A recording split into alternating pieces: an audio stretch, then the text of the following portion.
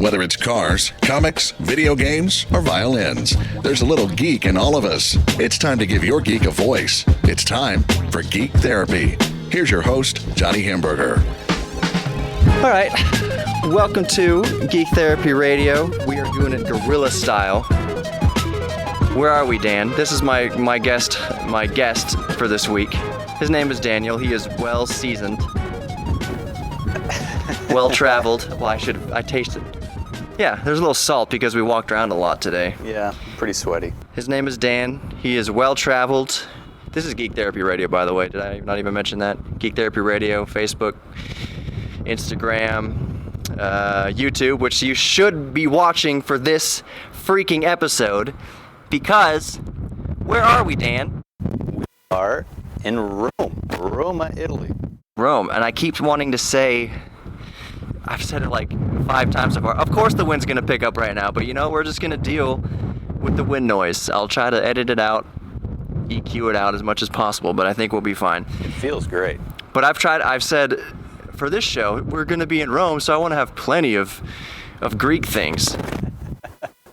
Yeah, you've said that a number of times. And Dan just chuckles away because Greece is not Rome. It is a completely separate country. That's where, why am I blanking out? Dang it all anyway. With the Acropolis. I keep wanting to go see the Parthenon. That's in Greece. That's not in Rome. The long walk. Yeah, and I think you need a ferry over there too, right? Or an airplane.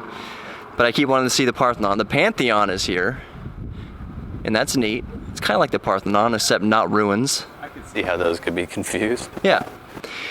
And those keen-eyed viewers who are hopefully, listeners, who are hopefully going to YouTube eventually to watch this podcast, that dome behind us is the Vatican. That's St. Peter's. The Pope lives there. He's probably sleeping. I'm just double-checking if I'm recording, and of course I am. Good. That's how we roll on Geek Therapy Radio. We wing it. So one of the things that I wasn't anticipating. I was telling our lady friend I brought here, Sarah. I've mentioned her before. Dan's married too, so back off, ladies. He's off the books. He's not. Don't put him in the black book anymore. But I was telling Sarah, I was like, they don't really rock the air conditioning in Europe the way we do in Texas. I wasn't even saying the United States, because in the Northeast and a lot of northern states, AC is also not really a big thing. So I said, just be prepared. It's going to be hot. And she's not a complainer, so she did just fine. But today and yesterday were freaking crazy hot. Right? Yeah.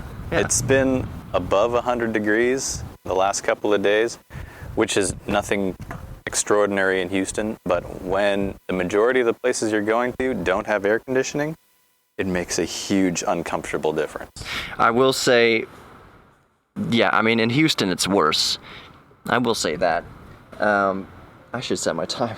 I didn't even start my timer. So I'll just check in 5 minutes. We'll be good. In Houston it's a lot worse because the humidity is, if it's 100, actually, if it's 100 in Houston, the humidity isn't as bad. Just the heat, boils off the humidity, but it's still way worse, I think, than in Rome. Oh yeah, definitely. You can't walk 5 minutes in Houston without sweating in the middle of summertime. Here you can go at least 6 or 7. Yeah. And we've walked, according to my little step counter, what did we do yesterday? According to mine again, like 18,000.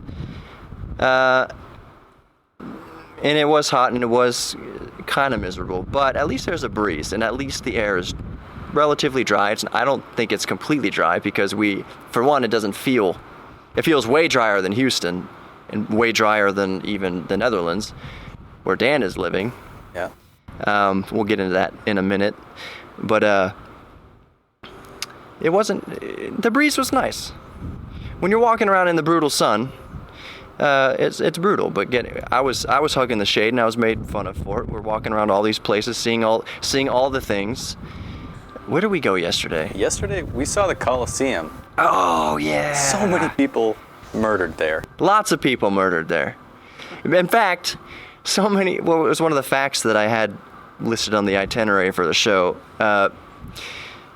Public executions weren't even the most popular entertainment. People just grew tired of them. I'm not going to the stadium Coliseum to see another person executed. I've seen a man be mauled to death by a lion 1,000 times. That's nothing. But yeah, a lot of people were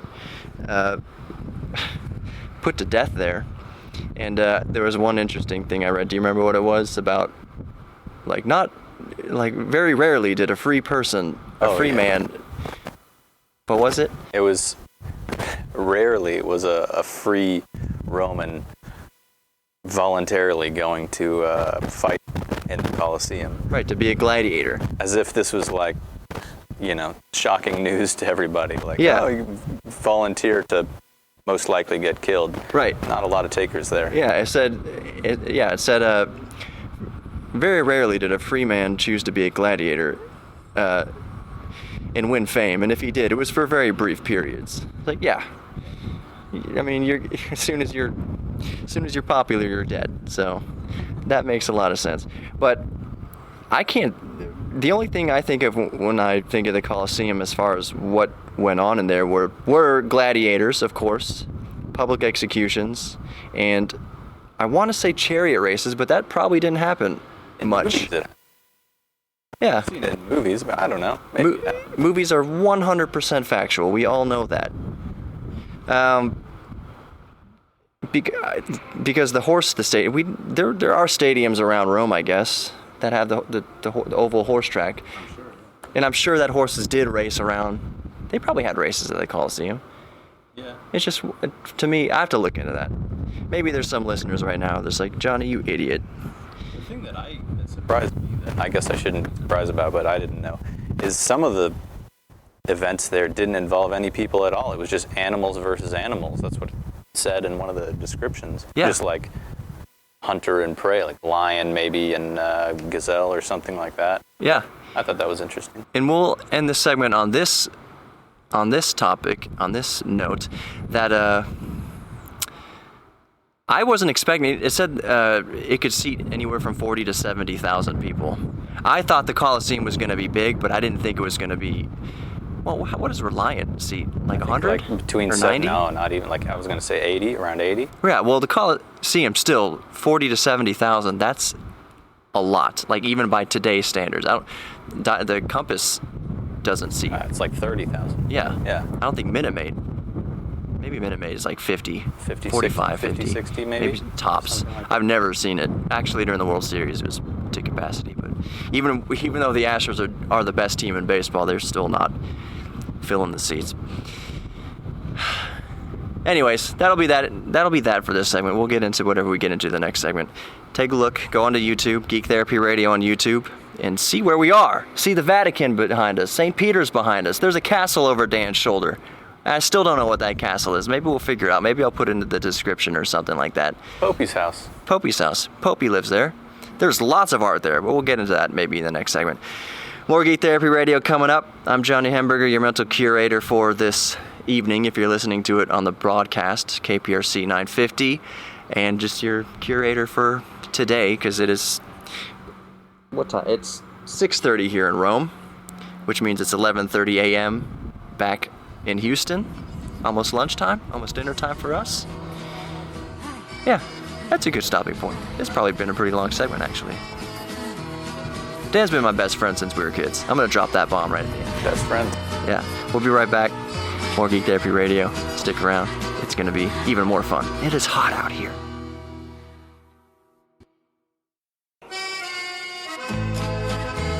All right. Welcome back to more Geek Therapy Radio live from Rome, just outside the Vatican walls. And I'll say it again. I'll reset the setting for the new segment. In case you're just joining us, we are in Rome, and that's the Vatican behind us. We are walking 5 minutes? 5 minutes to the wall, yeah. 5 minutes to St. Peter's Square? Basilica. Basilica and Square. We went in the Basilica today, and I thought that obviously the church and the chapel would be massive since it is the center of all Christianity. But I was not prepared for how big the basilica was. The actual chapel was awe-inspiring, and they mentioned that. I'll let you pipe in here in a second. But remember when we were listening to the audio guide on the app? I'm handling my microphone a lot. I'm going to have to edit that out. The handling noise. But what was the first thing he said when you walked in? You were supposed to get the same feeling as if you were looking at something. You remember what he said? In the front. Like when you walk in, he said the scale of it all was supposed to inspire in you the same feelings that you get when you look out like at the ocean or a mountain. When we first walked in, there was a period of maybe 30 seconds, a minute, maybe a couple of minutes where the app was just, or the audio guide was just, and I wasn't really paying attention because how much like in awe I was of the structure and the size and the detail. Yeah. So I missed that part, sorry. I was saying, but it was 100% accurate when you just like you said, being in awe, just like you're looking at the Matterhorn for the first time or something, just the scale and the size of it. You see pictures of it, and you see pictures of Everest, you see pictures of mountains, you see pictures of the Amalfi Coast, which we'll get into. And it just doesn't do justice. I took a lot of pictures and videos on this trip. I mean, we're going to show it to friends and family, and they're not going to have any clue unless they've been there. It's just how massive this place is. Yeah. People will see the pictures and say like, oh, that's very nice, and they'll understand where you went, that it's a big deal, but you have to go. Yeah. If you really want to, you have to go there because it's huge, and like you said earlier, it's the level of detail and the art that's involved in the ceiling, the floor, the walls. Every inch seems to be covered in some kind of art, whether it's painting or tapestry or sculpting that like over the top, ridiculously good. Yeah, you'd think that in some little corner or crevice or nook or cranny that they'd be like, it would be an afterthought. Some little piece of art would be an afterthought in this little cranny. And the grand scale of everything, like no one's going to pay attention to this little 5 square inches. Nope. There was always something there. Yeah. Everywhere you looked, and it was huge. And I was telling Sarah when we walked in, I said, "How there are big, giant statues way in the far end of the chapel that you could see pretty good detail from when you're walking in. That kind of throw off the perspective until you walk up to it and you realize the statue is like 30 feet tall. Like It's crazy. But they were talking about this, the size and the scale of it. You're supposed to appreciate the proportions, and you really do, because you walk in and it's like looking at a vista. You can see things clearly. You could see the details in the statues clearly. And then that was only because that statue's pretty much half a kilometer away at least. Well, maybe it was less. 187 meters. So like almost 2 football fields away, inside of a church, 2 football fields. And the other thing is it functions. They closed it for anybody who's thinking about traveling here, which you should. They're closing it down. No more people were allowed in, and they're starting to push people out at 4 p.m. Yeah. Because at 5 p.m. there was mass. And this is it Tuesday today? I think it's Tuesday. Yeah. I lost track. It's a functioning. It's not just a like a tourist destination. It's not something that they've just kind of slapped a new coat of paint on and said, hey, come see this thing. It's a functioning building. It's still a functioning, 100% functioning, I want to say office. But there's offices there too.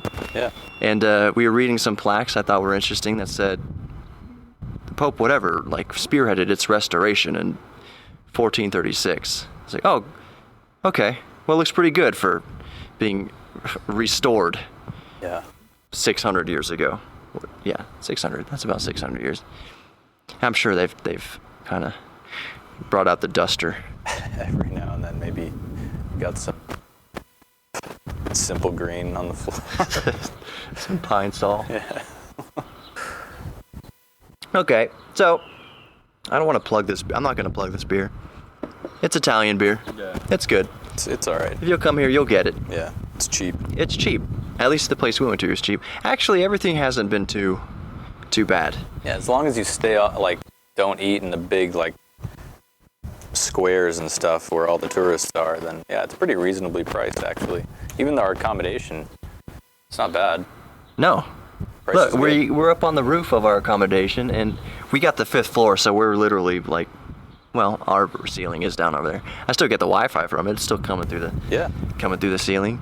But how much was it per night? We can say it because it's not that much. For a 2-bedroom, 1 bathroom, kitchen, living room, 4 balconies, and rooftop access. It's an apartment, flat, camera, whatever you want to call it. 3 nights, it was like 440 euros. So like I don't know, what is that? Like $500? Something like total that. For 3 nights. Yeah. For all that space, all that room. Yeah. Like for 4 people, easy. And we're Yeah. this close. We're walking distance. That's crazy. Yeah. And Dan can fill us in more on this since he lives. Where do you live specifically? I live in a place called Keep going. Hertogenbosch, Yeah. which is a city in the Netherlands. And I've lived in the Netherlands for 2.5 years now. Yeah. But you first went to Eindhoven. Eindhoven, we lived in, for almost 2 years. Great city, like it, a lot of technology there.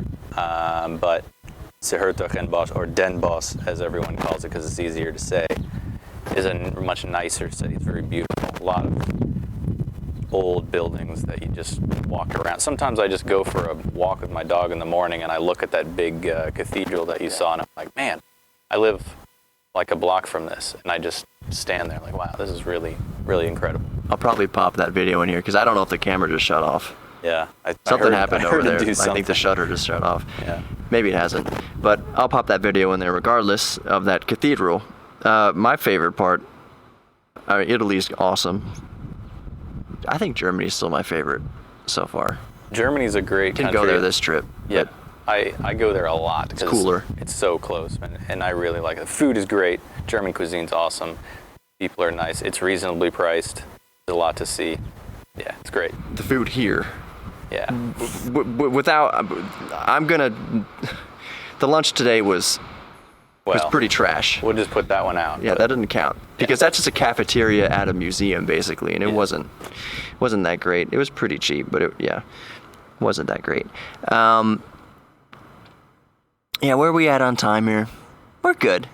We can start wrapping up this segment. But what I was getting at is, it's August, early August. By the show's gonna air August 6th. I think that's Sunday. Yeah. Tonight, if you're listening tonight. But what happens in Europe? Late July, early August, or is it just early August? It's like from early August until, or mid-August. I'll say mid-August until. Oh, so we beat it just a little bit. Yeah, it's mid-August now. Until like. Oh, sorry, no. Early, like mid-July until end of. Right. Especially Northern Europe, the entire continent basically goes. Yeah.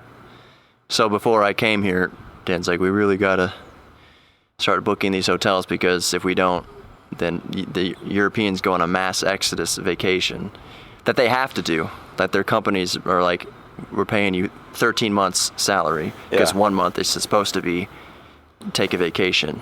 I don't know if all the countries do that. Not all countries. At least the Netherlands does that. They give you an extra month of salary in the summertime to encourage everybody to go on vacation. Yeah. That's not so bad. Do they do that even for expat? Yeah, I get that. Good. It's great. Yeah. Yeah. Dan's coming back to Houston a few days after I get back. Yeah. I'm looking forward to that greatly because as much fun as it is living in Europe, I of course miss home. I miss Houston. Some things, for instance, and this will be the last thing for this segment, we were in line at the cafeteria, and he said, I want that pizza, which was fresh pizza. And they pointed him back to where we started. It is because that it was the unfresh pizza. It was kind of confusing, like, but this is on display here. I want this piece of pizza. Like, nope, go back to the front and get that pizza. In the United States, it'd be like, here, you just get the the pizza you want. There's a few things. This is a whole nother can of worms for a whole nother segment. But things that Europe does weirdly that don't make sense compared to the United States. And the United States also has things that also don't make sense, like people getting shot all the time. But that's the end of this Geek Therapy Radio segment. That was so deep to get into right at the end. Drop that bomb, just like the United States did twice on Japan. Oh, man. That's World War II. See, that's not bad to say, because we can get into that in the next segment. The ramifications of dropping the bomb probably saved hundreds of thousands of more lives than it wound up taking. That's an argument. That's a whole thing. That's a two-sided. We can get into that. More Geek Therapy Radio coming up. I open a whole can of worms that we may or may not get into next segment. Geek Therapy Radio on Instagram, Geek Therapy Radio on Facebook, and go watch the YouTube, Geek Therapy Radio on YouTube, because we are in Roma, just a few minutes outside of the Vatican, which you can see on the videos over the shoulder. I'm Johnny Hamburger. We'll be right back. More Geek Therapy Radio to come.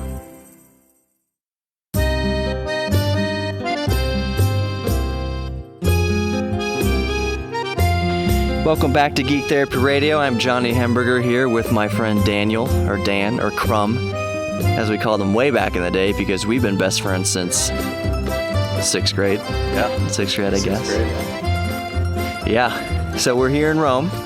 You're listening to Geek Therapy Radio because sometimes, well, the whole mission statement of the show basically is geeks need therapy, and this is some therapy. It's pretty geeky to come to Rome and just... Actually, I won't say that. I will say most people would appreciate coming here and seeing. You think you know everything. Like, if you grew up in a bubble in the United States and you think you know everything, travel a little bit, just even a little bit. Come to Europe and it will blow your mind. And you might be sitting there thinking, I'm not going to make any sort of voice because I don't want to offend anybody, really. But that you don't need to, or that the way they do things over here is communist or whatever. It's dumb. Like, people are free in most countries of the world. Europe is just different. They just do things differently. So the EU is kind of, you can make, I guess, a loose parallel between the United States. Each country kind of makes their own rules, more or less, just like the states make their own rules, more or less. A lot of people there's some people over on the roof over there. That's my geek brain just going off on tangents. People think that when Europe went to the euro, oh no, that's the sign of the cross, or sign of the beast, end times, one world currency, blah blah blah. Except for Switzerland and England. And a few others too. A few of the Nordic countries, like Sweden, Denmark, Norway, they all have their own thing. A few of the Eastern Bloc countries are also doing their own kind of currency too. Right. So it's a little different. And I'm not a politician or anything like that. I have no desire to be one.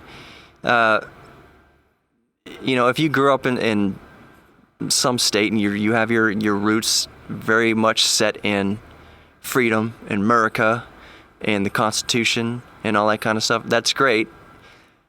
But if you came to Europe, you'd see that it's really not that different as far as the people are concerned. The governments are set up the way they're set up, but the people, everyone's just doing what they're doing. It's really not much different as far as people just wanting happiness and their own slice of the pie. We call it the slice of the American pie, but everyone just wants their little slice of happiness and freedom and everything. And I'd say for the most part, most of Europe has that. Yeah, definitely. Everybody just wants a roof over their head, food, family, friends, a place of a feeling of belonging. Everybody wants more or less the same thing. I'd say, we were talking about this a little bit the other day, and we'll talk about, this will be a good segue into cars. And the car that I want to talk about in this segment, which I'll just tease a little bit, is the Fiat 124 Spider. Nice. Which I'm going to forever henceforth call the Fiata, because it's a Mazda Miata, Mazda MX-5 that Fiat also makes, and they just have a little more power in the engine, and it looks way better, so I'm calling it the Fiata. Anyways, we were talking about cars a little bit, and why, I have the DeLorean, which listeners are well aware of, and my daily driver, and I just got another car that I'm going to try to flip in a couple years, the Toyota MR2 Spider.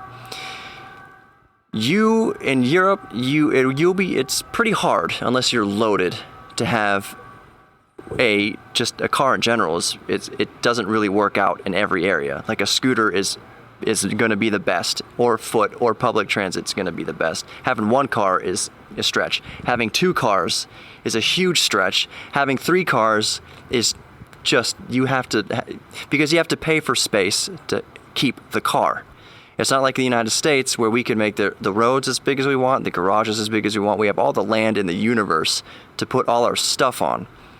Europe is thousands of years old. People have been here for thousands of years and have built the entire civilizations and roads and pathways and houses and structures around basically a horse being able to get through.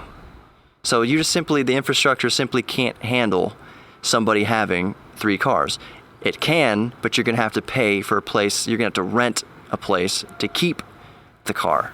Or you live out in the country on a farm or something like that, which some people do. Yeah, some people do. But whereas the United States, even in a suburb, like, you have compared to Europe, you have so much space out there. And that's just one of the differences. People want to say, it's socialism and all that kind of stuff. Well, from my observation, most of it is just a space thing.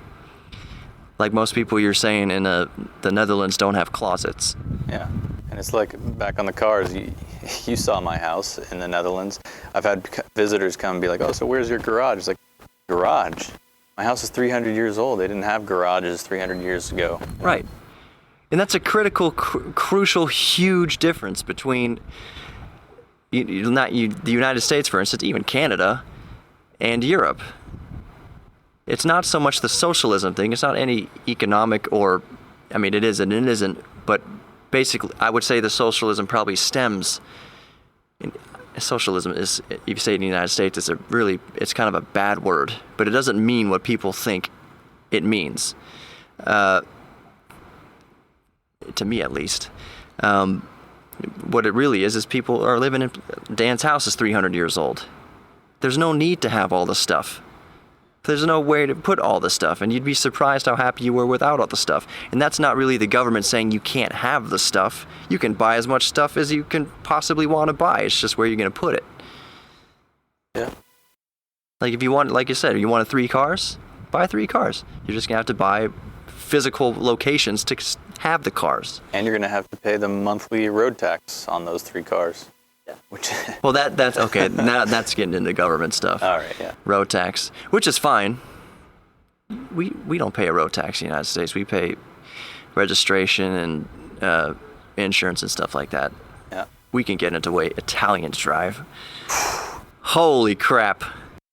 Yeah, if you come to Rome, if it's your first time in Europe and you come to Rome as your first place, take a taxi to your hotel. Don't rent a car and drive in through Rome. No way. No freaking way. So, we got 2 minutes left, but it's fine.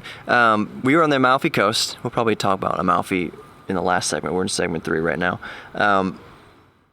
It was one of Dan's bucket list things. He wanted to drive the Amalfi Coast, which, to put it in, kind of, if you've never seen the Amalfi Coast, definitely maybe not have ever been to it. Think of the PCH in California, roughly. It hugs the coastline, except that on the PCH, you can drive your Hummer along it and be just fine. Drive your camper along it for the most part and be just fine. If you come to the Amalfi Coast, we had a Golf, a Volkswagen Golf, and at times even that was like the roads were not designed initially for cars like that. It was people to walk and do horses and have carts and whatever. And they did design it for cars a little bit, but I kept thinking like, oh, this car is too big.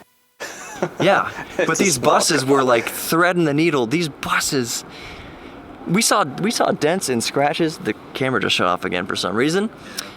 We saw dents and scratches and scuffs on lots of cars, maybe most, but over 50%. But I never saw, while we were driving around, anybody actually hitting each other. No. Because they all drive like Mario Andretti. Yeah, but they drive like They drive like Andretti, who's Italian. I was going to say Schumacher. He's not Italian. But they drive like F1 drivers. Everyone threading the needle through the little tiny cities and everything like that. It's amazing. They're masters at driving. Even, like, I'm not saying women are bad drivers, but I saw this girl who was in a little, what was she in? A tiny little car, smoking a cigarette, just barely paying attention, but she was 1,000 times better than like someone driving down 59 in Houston.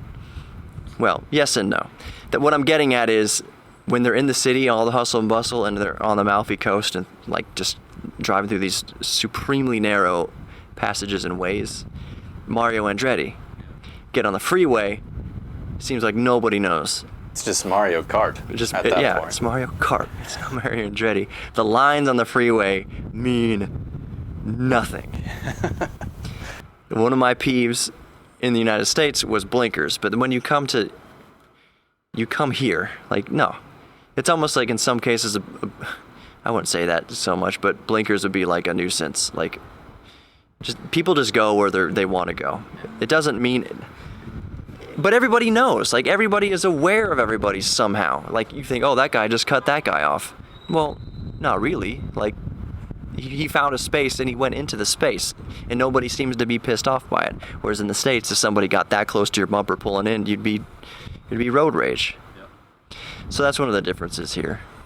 Especially in Italy. Definitely. Yeah. On the Autobahn, it's probably different. You were saying that Germans and Dutch drivers are very precise and very rigid on following the rules.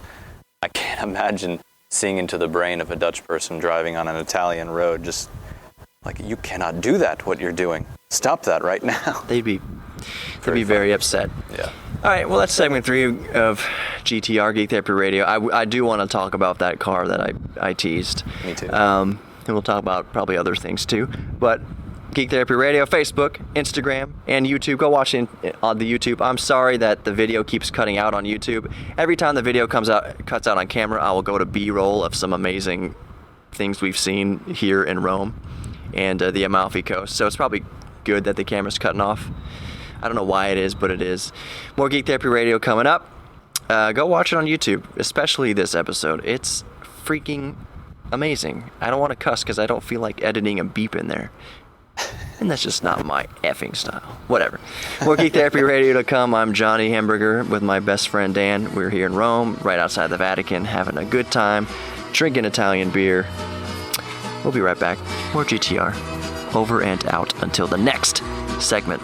That outro is terrible.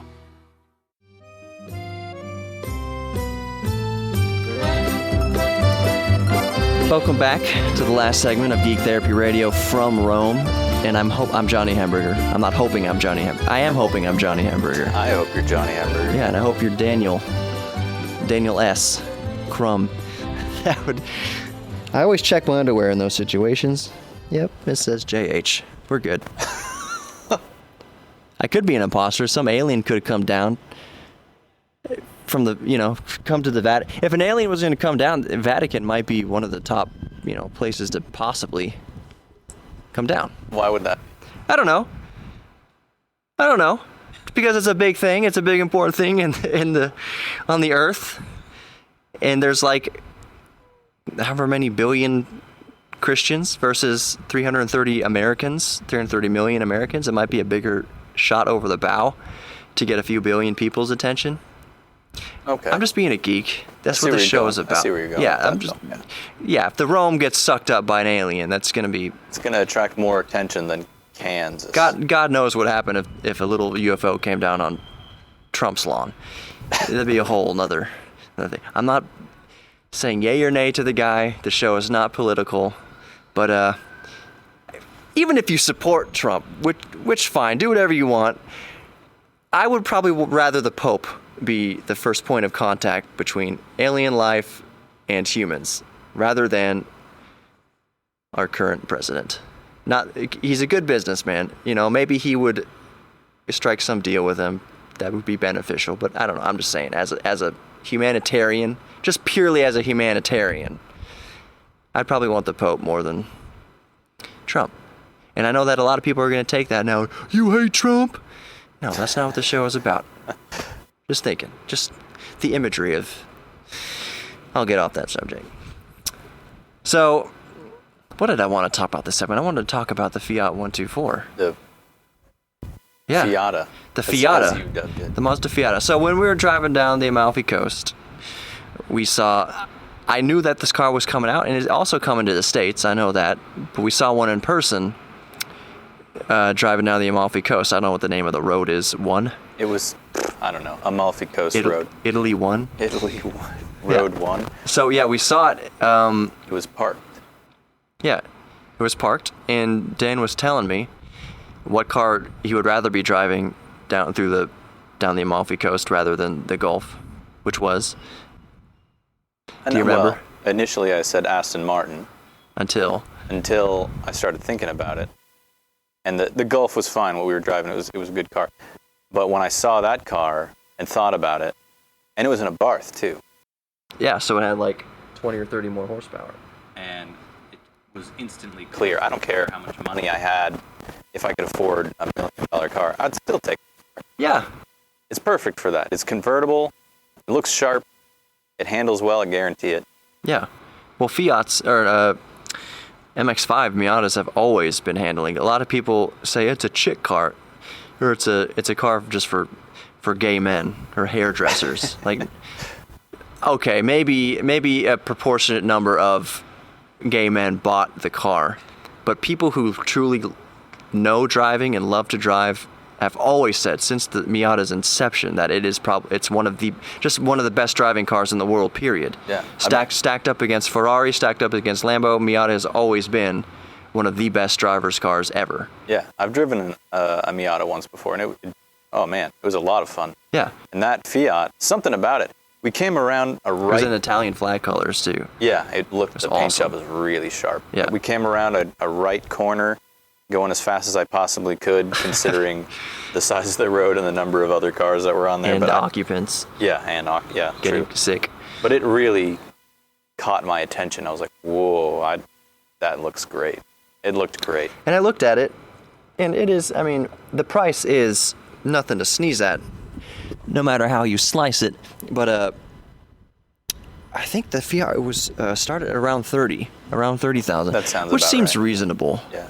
For what it is and how good it is, that seems pretty reasonable. For a good-looking car that's very, very fun to drive. Gets good mileage. I'm not going to get into the reliability because that's never been Fiat's strong But it's a point, Mazda. but It's a Mazda engine, Right, so yeah. it's going to have the reliability.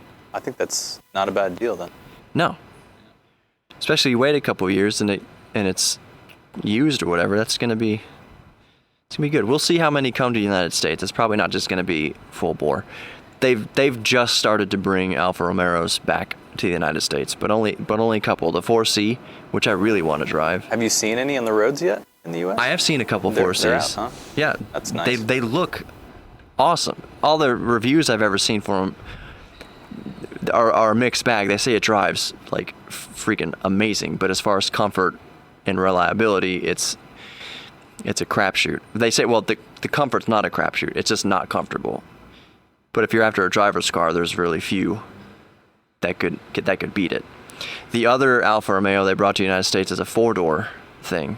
Giulia, I think it's called. Oh, the one that kind of looks like a BMW 3 Series? Yeah. Yeah. Which I'm sure is great. It doesn't float my boat. I don't really even want a 4C either. Like, I wouldn't spend my own money on a 4C or a Giulia. I'd be more apt to spend my own money on the Fiata, on the Fiat 124 Spider. That thing looks awesome. And there's that Alfa. It's a 2-door, like little, like little sports car. That's man, I can't It's remember. not the 4C I just said. What is that? Alpha 4C. Is it? It's a 2-seater mid-engine sports car, 4-cylinder turbo. Then there's a nickname for it. I guess that's what I'm thinking of. I don't know. Doesn't matter. I don't think it's in the United States. I think I know what you're talking about. Yeah. I saw Jeremy Clarkson, I think, drive it on Top Gear. Yeah, exactly. And I would take that for a spin. I want to say it's just called the 8C. Like it has an 8-cylinder in it. I don't know. I would take a lot of cars for a spin. If it was just you and me on the Amalfi Coast, and we could like you said 6 a.m., in a dream world, if we could just close like the coast for, how long is it? It's not too long. We didn't even do the whole thing. No. We probably did like 70% of it. Yeah. But if you could close both ends of it Yeah. and just even be in the Fiat, Yeah, it would be so much fun. yeah. We Yeah. might die, but We might go over a cliff. careening over a cliff 1,000 feet down. It'd be worth it. Yeah. Like what kind of story you could have? Like, oh, how'd he die? He careened his. My camera went off again, so I'll fill it with some footage right here. Oh, how did Daniel die? Oh, he careened his Fiat off the cliff of the Amalfi Coast and fell 1,000 feet into the ocean. At least he had a smile on his face when he did it. Yeah, I'd say whatever your family wanted to put on your tombstone, I would change it to how you died. Like the car flew over the cliff on the Amalfi Coast. As everyone who's listening knows probably by now, my ultimate, I don't, let me preset this. I don't imagine my death a lot. I don't want to die. I'm going to be 150, I know that. But like if you had a checklist like, oh, okay, you had to choose a way to die, any way possible in the universe, well, first for me would be a meteorite. We don't have to get into a morbid discussion of how you want to die. So it would be a meteorite because you wouldn't feel anything. It'd be a cool story. He got hit by a meteor. That could happen. That has happened in the past. Second, a fantasy way, which isn't really, I don't fantasize about it, but be eaten by a T-Rex would be a pretty neat way. Like, it wouldn't be fun. It wouldn't be fun for me to get eaten by a T-Rex, but it'd be a cool story at the funeral. Dan would just get up to the pulpit and be like, We love Johnny. you start laughing, you got chomped by a T-Rex. I mean, I don't know what to say. We miss him, but that was a pretty, of all the ways to go, that's pretty cool. Yeah. So, yeah, I'm not going to contemplate on my death. What else was there to talk about? We got like 3 minutes left. Actually, I'm going to say 3 minutes. We're at a good radio stoppage time now, but I'm going over because we're in Rome. If anybody wanted to drive the Amalfi Coast, what would we recommend to them? Try it Early in the morning. Because it's early in the morning with the first daylight, because there's no way you're going to do it at night. Fast. No. You'll die. If you want the full experience, go in the morning because there are frequent areas where it's only possible for one car at a time. Yeah. So you don't want to run into traffic. Kind of ruins the experience a little bit. And keep your eyes on the road. We saw a guy pulled off on the side of the road, and it was just outside of where do we leave from? Oh, when we were on our way out, Positano? it was we saw Positano. Positano. He was facing like he was going to go into Positano, in a camper, in a straight up like American like RV, which exists in Europe. Campers are a thing here. People like to go caravanning, as they say, but that thing, God have mercy on his soul, trying to get it into Positano or anywhere further down the Amalfi Coast. It would be a nightmare driving that through any of those villages. I would hate it. I'd just stop it, get out. Just set it on fire or push it off a cliff. Yeah. Like, well, I'm done with that. We saw that guy in the BMW. I don't know what his deal was, but we were all parked because they have stoplights up in like on each end of a road, basically where it's only passable by one line of traffic going in one direction at a time. But this guy in the BMW, which I guess BMW drivers can be tools all over the world, he thought he was done waiting, so he got in the opposite oncoming traffic lane and moved up like 20 feet before people were just like, the oncoming traffic was coming back down the hill at him. So I was like, what are you trying to do? Where are you trying to go? Can't imagine what he was thinking. I was trying to give him the benefit of the doubt, like maybe his daughter was having some sort of reaction. I didn't even see a daughter in there. I didn't see kids in there. Maybe it was just him. He just thought, oh, screw this, I'm going to go. Yeah. BMWs are the one he was in were big. Like, there's these Mercedes and stuff all over the place. Because Amalfi Coast is a place where people go. It's pretty glamorous. Yeah, definitely. It's common you'll run into a celebrity there or something. Yeah, you can do it for reasonable price, but like, it's like the, I don't know if it's more or less the French Riviera or kind of like a Malibu or something like that. It's just a ritzy people go there to kind of show off. So they bring their giant Mercedes there, and I don't know how they get through it. I don't know how, like we were passing these little parking structures, and this'll be where I end the show. But we were these little parking structures where, how did they get? There's Jeeps and stuff, like Jeep Cherokees, that they have crammed into these little parking cages, hanging over the cliff. It's like, how do they pull it in there? How in the heck did they maneuver that SUV to fit in that tiny part? But I guess you just get good at it when you live here. When you've been here your whole life, you just know how to finagle objects into places where they don't seem like they would fit. Don't even get me started with the bus drivers. Yeah. That requires a whole another level of skill. Yeah. It's funny, like we mentioned earlier, like people driving like that in the United States would be a complete road. Like they would get someone killed. But driving like that here is just completely normal. And I'm sure you hear we're going to wrap it up and how appropriately. It's 7:15. I'm surprised Our Lady hasn't called us yet. Maybe you put your phone on silent. Maybe she did. Maybe you missed it. No, yeah, got it. But you hear the church bells. Because we're in Rome. 7:15? Yeah. I don't know what the church bells mean. Mass is out or something. It's not coming from the Vatican. It's coming from somewhere else. We're on Italian time. It's 15 minutes late. Yeah. They were meant to go off at 7. Right. That is true. Italians have a very relaxed way of doing anything. Which more power to them. But their economy that's a whole nother show. They'd probably be pretty boring on too. On your other show, like Economies of Forgotten Empires. Yep. Yeah, so anyways, that was Geek Therapy Radio. Thank you, Dan, for being on the show tonight. Thank you for having me, and it was great. I'm a big fan. Thank you. You're a big fan? Yeah, I listen to your things on my way to work. Yeah, good. Yeah. Thank you. Now you're going to be on one. Oh, cool. So everyone listening, that was my friend Dan. Go watch the YouTube on this one. Seriously. And I hope to do more of these. I hope to go all over the world doing Geek Therapy Radio, guerrilla style, on location. I love this little computer, but I'd probably bring a bigger one if I'd be doing actual work like I'm doing now. We should plan these out and just meet up in various parts of the world and do shows. Or you should, and I can occasionally have me on. All right. We'll shake on that. All right. You'll have to tell me. Dan travels a lot for work, so maybe you'll get a day or two off on the other end of... I'll do one from Siberia. I don't care. All right. There'll be mucho vodka. Yes. That's it for Geek Therapy Radio. Geek Therapy Radio this week from Rome, live on location, recorded into your ears. I didn't cuss at all. I don't have to beep anything out. I say that like I do it all the time. I don't. And I'm really running over. So that's Geek Therapy Radio. I'm Johnny Hamburger. I was your mental curator for this evening, for the day, for the morning, whenever you're listening to this, or for God's sake, go watch it. Literally, for God's sake. We're right outside the Vatican. Go watch it. Geek Therapy Radio on Facebook, Instagram, all the social medias. Geek Therapy Radio on YouTube. Like I said, go watch it. This week's especially. Johnny Hamburger, over and out. Thank you. Go like the Facebook page. Hope you like this week's Geek Therapy. I had a lot of fun, and we'll do more of it. Thanks, Dan. You want a fist bump? Yeah, right now. Fist bump. There you go. Vatican bump, we'll call it. All right. Adios, amigos. That is not Italian.